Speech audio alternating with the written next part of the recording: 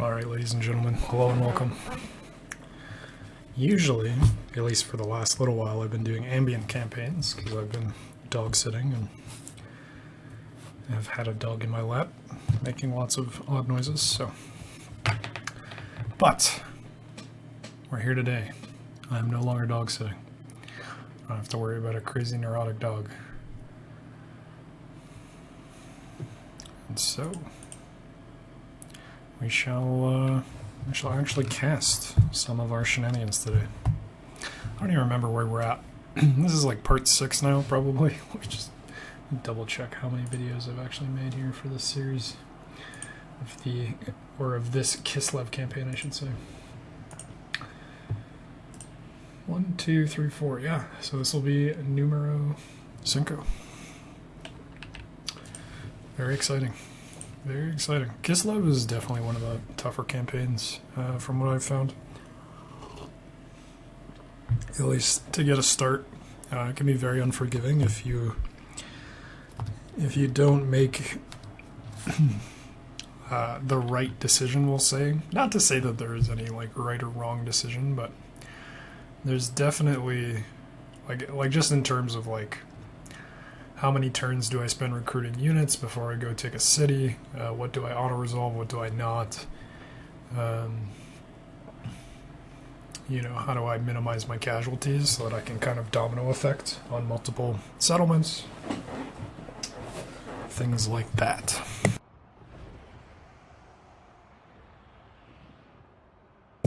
And of course, how to distribute the economy. That's a really tough one for Kislev. I mean, you start off with pretty good income, but I feel like teching up pretty fast is quite important, especially for this faction, because your armored Cossars kind of are going to form the backbone of your army by like turn 20 probably. What turn are we on? 28. Just kidding. Maybe by like turn 40, let's say. I mean, we've got lots of armored Cossars, so like regular Cossars just kind of fall over. Right, okay. So let's do a quick kind of recap here.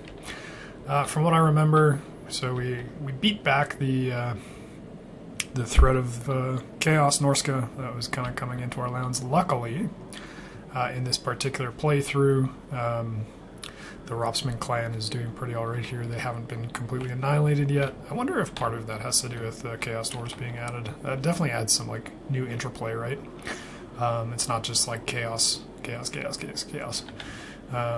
guess what's his face used to be over here too, didn't he? Or maybe he's like, I don't even know where the fuck Grimgore is these days. But anyways, luckily you can see that this is all kind of either Skaven or Chaos wastes here. I wonder if, I don't even know if the dwarves are alive anymore. That's super unfortunate. But the Skaven essentially came down and attacked us. They were actually able to take over this settlement at one point. We beat them back, and then luckily us being able to decimate one of their 20 stacks actually gave our boys the Great Orthodoxy time to kind of make a little bit of an impact. Which, I mean, you know, you could argue it's not great for supporters because they get more support, but at the same time we want them to be somewhat strong. It's kind of a balance, right? We want them to be strong enough that when we annex them or confederate them, we get a lot of shit. It just kind of increases our strength. But at the same time, we don't want to lose that supporter battle, or it makes our campaign much tougher. So, what is the difference between Guardian Call 1, 2, and 3? Increase melee attack and defense. Interesting. And then I wonder what 3 gives me. Increased duration, maybe? That'd be cool. I can't remember. It's been so long since I've actually played with Kislev. Literally, like, since, like, the base campaign, before Mortal War Empires dropped. I think. Okay, what's going to be most important here? Not that. Devotion is good. Man, I honestly just feel like I need fucking supporters. Fortunately, I need devotion for that, so get fucked me. Oh yeah, we've also got, so we did come down and we kind of took over quite a bit of or like, by quite a bit, I mean, essentially we've just been harassing The fuck are these bone rattlers this entire time? It's been a good time. Unfortunately, wow, that's a tough one. Oh, she's on a bear now. Fuck yeah, dude. Okay, I think we should be able to attack this next turn. I don't know how long Grim takes this. Maybe because, yeah, we completely obliterated this garrison. That's fine. That's totally fine. You can have it. We don't have a lot of money. And we don't have many farms, so that's not really helpful to us. I mean, we're just kind of trying to crank out supporters until we win the supporter race. Or what the fuck is this even called? What is this called? Like, what is this mechanic called? Please tell me it's not just called supporters. Sure, spiritual conflict for the motherland, let's call it that. Yeah, we basically just want to make sure that we maximize our chances of getting that. And I mean, there's not really a huge downside to having all of our, having just like a shitload of chapels, right? Like, the people are happier. We can recruit heroes, which I've completely forgotten about. And probably shouldn't do, because I have no fucking income. Fuck. Okay, well, let's figure it out. Alright, let's take Kazik. Kinda wish the Bone Rattlers had an army to fend off the dwarves. It'd be nice to consolidate this province. And I don't know if I trust Carrot Cadron. It is our responsibility. But they want to trade, and that'll bring us some income, so for now, we'll call it good. I mean, obviously, they're going to like us. We've literally just... I think I've fought maybe like 4 or 5 battles against the orcs since we started this campaign. You can go back and check them out in some of the other videos. Shameless plug. Oh yeah, by the way, like and subscribe, so the channel grows. But yeah. Yeah. Alright, let's see what we can do here. Alright, good. They invite. Hoping I can auto-resolve this without losses. We'll see. Pyrrhic victory. Why the fuck does this guy have such a massive settlement garrison? Is this fought on a battlefield? No, of course not. Feels bad. Okay. Well, we'll take it since we're not losing anything.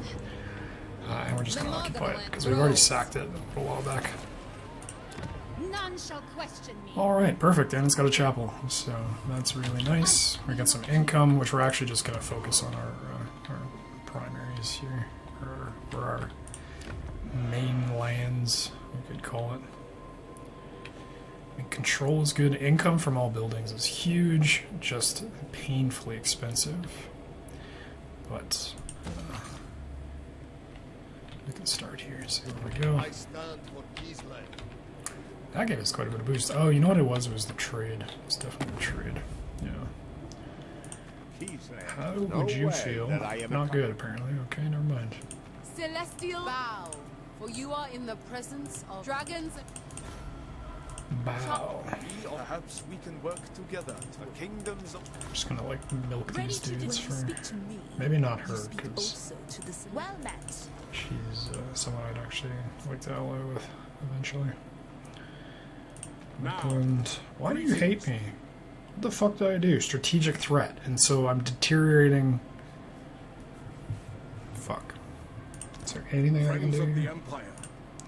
You say that, but then you don't want to do anything, dude. Do not even consider. Rough. It's a rough time out here in Kislev. Okay. I don't think there's any merit to getting either of these. Right now, that is. Yeah, I think, nice. We got a little boost from the trade. We're looking good here. I don't even know what our next play is. Maybe extend towards Nagenhof?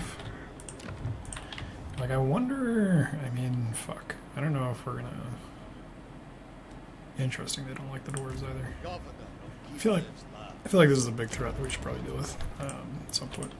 But at some point, I mean, like, within the next, I don't know, 20 turns. We'll see.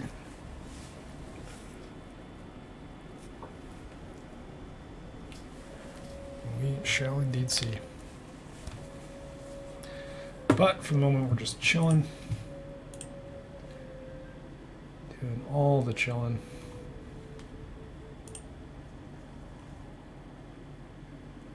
Looks Looks like there's some tournaments going on in Turin's channel. By the way, if you aren't a part of Turin's Discord, make sure you jump in there. There's Age of Wonders, Age of Empires, Company of Heroes, and of course Total War Warhammer 3, with Turin's premier site for quote-unquote esports around Total War Warhammer. Is this guy not taking this yet? Hello? They are one people. Mistress of Ice. March with pride and verve. Defy chaos. Can I get a farm, or is this better? This is definitely better than a farm. Faux show.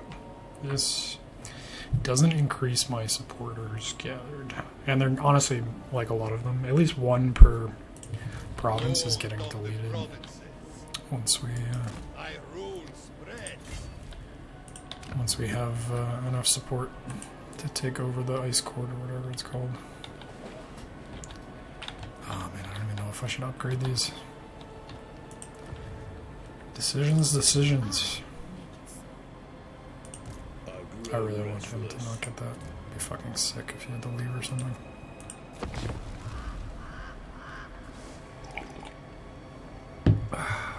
That's some good coffee.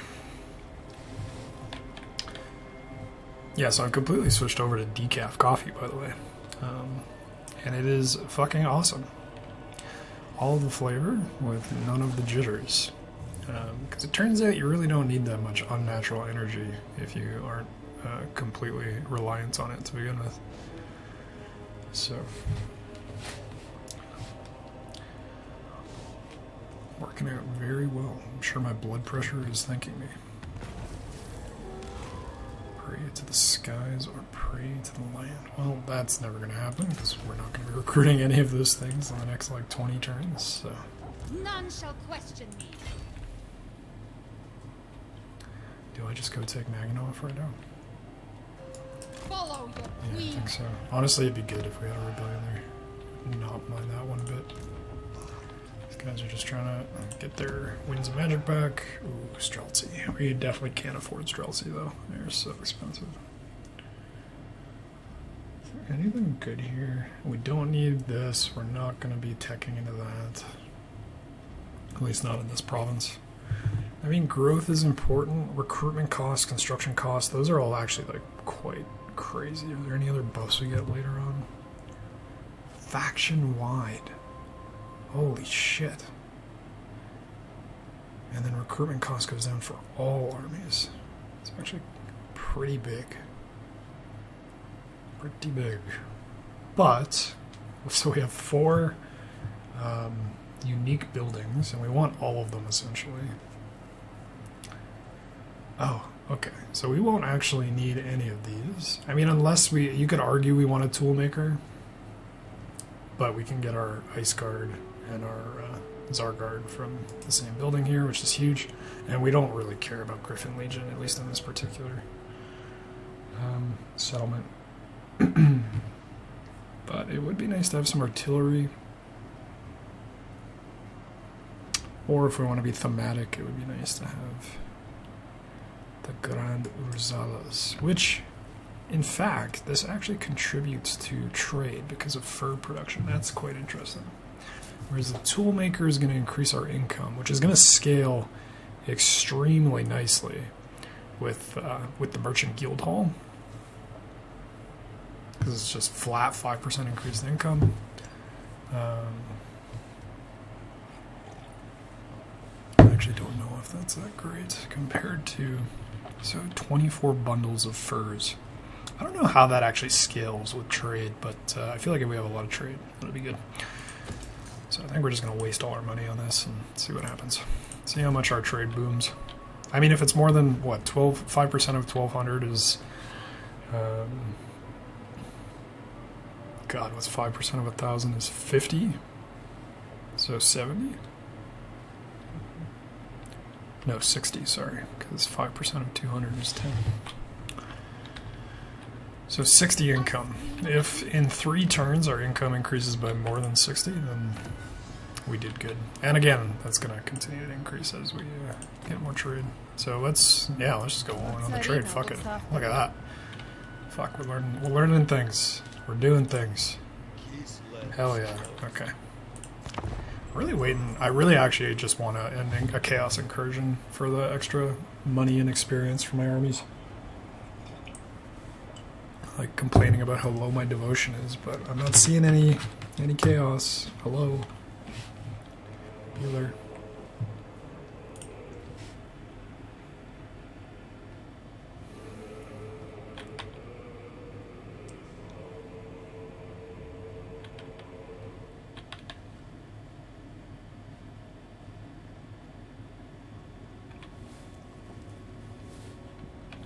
Only I keep Kislev secure. Okay.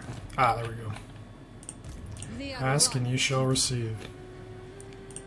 Mistress Their of Wings and Ice. Furies. Not to be underestimated, especially with their little... Dude, I love the art on these dudes. Like, look at this fucking guy, man. Yeah, literally just Nerd Wings and Furies. The auto resolve will be kind to me here.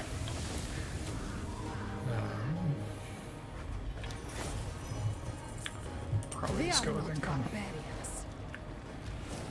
Boom. Fecagalis, what was his name? Fecaligus fungal throat. Nice.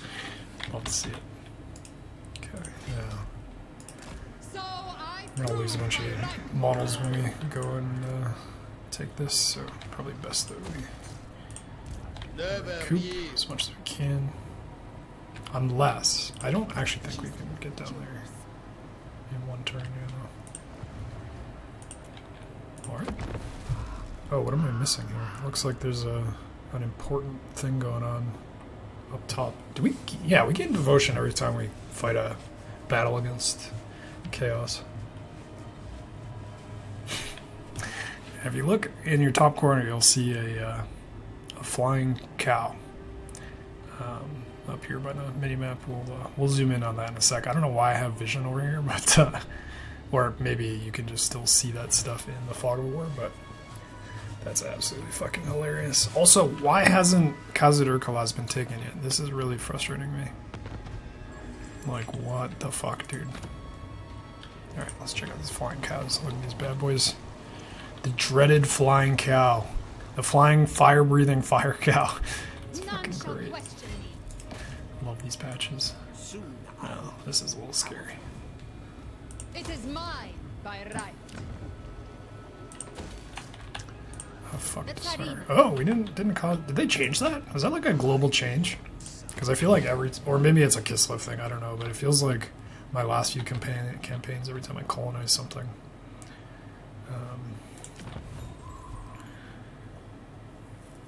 Oh man, I just realized this increases growth by +20? What the fuck?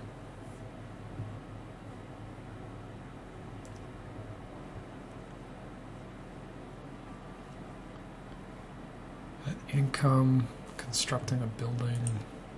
We might just do this for some extra. Look at that. Hell yeah. Okay. We're fucking cooking. Does upgrading a building count as constructing a building? These are the questions. I think at this point we're feeling comfortable enough to.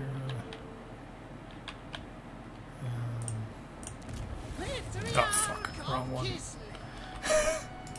Jesus Christ, Butterfingers. Alright. I was actually fixing a door handle this morning and I both pinched and crushed the like end of my finger, like on the fingerprint. Literally the most like nerve heavy part of your body in the universe. So it feels bad.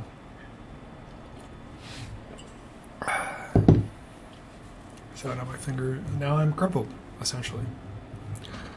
In addition to my carpal tunnel, tendonitis, Raynaud's syndrome, and other issues with my hands. Military access. For money. Why do you want military access, my dude? There is nowhere you need to be. You need to go kill the undead. You got bigger fish to fry, buddy. So let's call that good. Wow, but Jesus Christ. Between Nurgle? Wait. Was it Hoshland originally, like, the the Festus region. Why the fuck is Wargrove of Woe just like deleting the entirety of the Empire? I'm very confused. Oh no, I lost some trade because they confederated. That's turns out quite upsetting. Okay, so what do we do? What do we do? I need to save some money to cut this guy off. I mean, it's gonna be a while because I'm probably not gonna, unless he's like making 2 per turn, and this comes at 50, and I need 4 turns. So he'll be at, assuming he doesn't like fight a battle or have an invocation up, he'll be at 45 when I can use this, which might actually work out pretty well. So we're gonna save our funds. We just essentially want to like keep these guys pushed down. Now this is bad. This is no bueno. The last thing we want is to have to deal with what the fuck was this guy's buffs anyways? I mean, not bad. Definitely not bad. What do I drop here? Probably just some cost. I have no patience. Same dude. And then probably just... Wait, is this leadership for like all units? All units in army. Patriarch of Kislev. Let's fucking go. Okay. Alright, so bone rattlers are dealt with. We're saving our funds so we can cripple the support of the orthodoxy. Man, I should have become a politician. These guys are still just trying to maintain their winds of magic, because apparently winds are shit here. I mean, oh man, I don't know if I should... Like, the Wargrove of War is fucked. Like, these guys only cost 132. What the fuck? 73 weapon strength. I mean, there's only probably, I don't know, maybe like 12 models? I don't know. Melee attack 50, melee defense 40. No armor, though. Charge bonus is pretty good. Very fast. Like... Jesus. Alright, well, shit's about to get... Road's out of fucking silly time.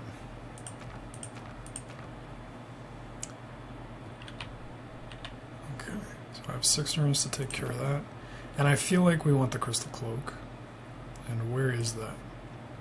Can I zoom to... Hello? Good. Good details. Great details. Because it costs money to teleport, right? And I literally don't even know. One land. Certainly. Can I tell you? Oh, it doesn't cost money to teleport. Or yeah, it did cost some money. Your army failed to spot the ambush. Yo, is this just like... Is this gonna be campaign ending? I don't think I don't